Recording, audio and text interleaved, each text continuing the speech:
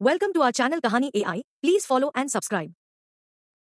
उज्ज्वल दिन में प्रियंका और प्रसेनजीत अपने घर के बाहर हंसी साझा करते हैं, जो पारिवारिक आनंद का एक चित्र है। टाइटस मासूमियत से खेलता है। प्रियंका की मां उसे देख रही है, क्योंकि उनके आसपास जीवन धीरे धीरे आगे बढ़ रहा है।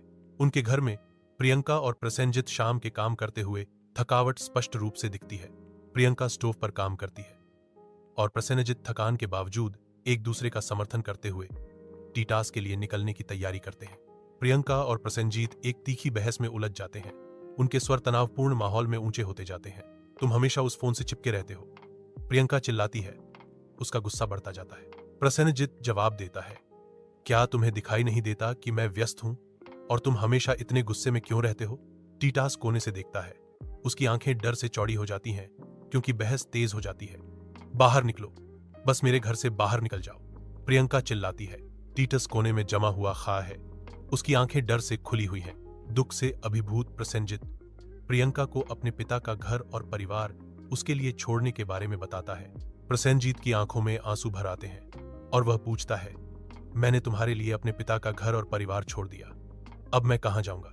प्रियंका के चेहरे पर पछतावे की एक क्षणिक छाया दिखती है, लेकिन वह चुप रहती है।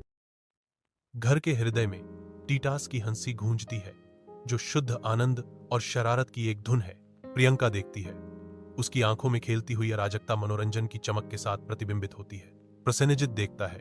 उसका चेहरा एक भौं के साथ और गहरा होता जाता है, जो हर गूंजती हंसी के साथ गहरा होता जाता है। टाइटस कोने में खा है। उसका सिर शर्म से झुका हुआ है। प्रसेनजीत ने हाथ उठाया। उसका चेहरा गुस्से से विकृत था। प्रियंका उनके बीच में आ जाती है। उसका चेहरा दृढ़ है। तुम टीएलटी हो। प्रसेनजीत डर से सिकुड़ जाता है। दर्द और अपमान उस पर हावी हो जाता है। प्रसेनजीत एक शांत दुनिया में खोए हुए बैठे हैं, जबकि प्रियंका चिंता और भ्रम के साथ देख रही है। बिना कुछ कहे वह अपना घिसा पिटा चमड़े का बैग और मोटा ऊनी स्कार्फ इकट्ठा करता है और जाने की तैयारी करता है। उसकी आंखों में एक बेचैनी भरी दृढ़ता झलकती है जब वह घोषणा करता है, मैं कश्मीर के लिए निकल रहा हूं। प्रियंका की गुहार कमरे में गूंजती है। कश्मीर? क्या? प्रसेनजीत, कृपया मत जाओ, मुझसे बात करो। क्या हो रहा है? उसकी आवाज दृढ़। वह बस जवाब देता है, मुझे करना होगा।